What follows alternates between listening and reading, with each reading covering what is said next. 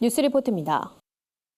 지난주 뉴스리포트에선 올 한 해 교계에서 이목을 끌었던 이슈에 대해 살펴봤습니다. 올해 교계 이슈 외에도 한국교회가 관심 가질 만한 다양한 사회 이슈도 많았는데요. 먼저 가짜뉴스의 진원지로 보수 기독교 단체가 지목된 일이 있었죠. 진위 여부를 떠나 기독교 단체가 논란의 중심에 서면서 교계에선 물론 사회에서도 파장이 일었습니다. 그런가 하면 현재 진행 중인 논란도 있습니다. 바로 특정 종교에 대한 특혜라며 한국교회가 지속적으로 우려의 목소리를 내왔던 양심적 병역 거부인데요. 올해 대법원이 양심적 병역 거부를 인정하긴 했는데 국민이 납득할 만한 뚜렷한 대체 방안이 나오지 않은 상태입니다. 2018년 한 해 한국교회가 주목했던 사회 이슈를 정리해봤습니다. 오현근 기자입니다.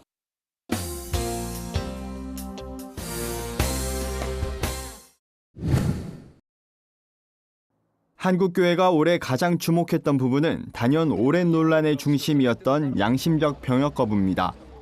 헌법재판소의 불합치 결정으로 병역 이행을 강하게 거부했던 사람들은 이제 대체 복무제를 통해 병역 의무를 이행할 수 있게 됐습니다. 그럼에도 양심을 판단하는 기준과 헌법상 기본권이 충돌하면서 팽팽한 찬반 논란은 아직도 계속되고 있는 상황입니다. 더불어 특정 종교에 혜택을 줬다는 비난도 이어지고 있습니다. 법조계로부터 불어온 사회적인 미투 현상은 교계도 예외는 아니었습니다.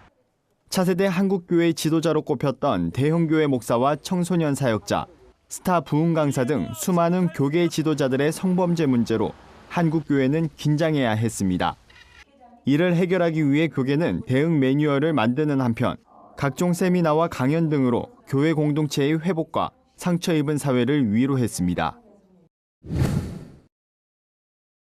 일반 언론이 가짜뉴스 생산지로 교계 단체를 지목해 보도한 사건은 사회적으로도 교회 내적으로도 큰 논란을 일으켰습니다.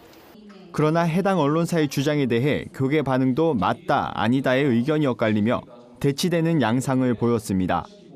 이에 대해 전문가들은 실제로 가짜뉴스를 그대로 받아들이는 일부 교인들이 거짓 허위 정보에 대한 분별력을 키워야 한다고 지적하며 주의를 당부하기도 했습니다.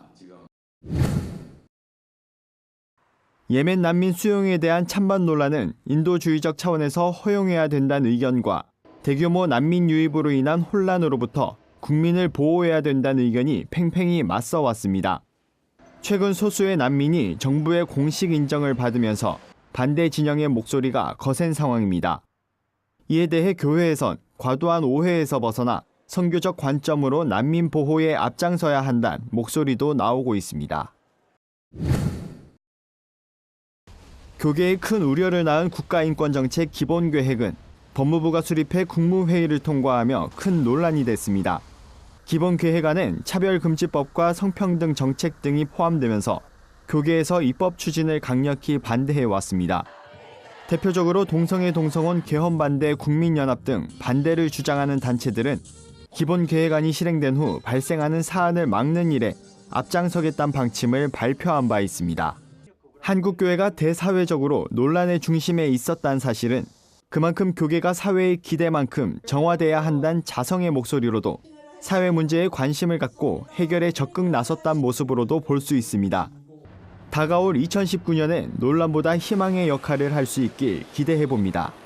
구티비 뉴스 오현근입니다.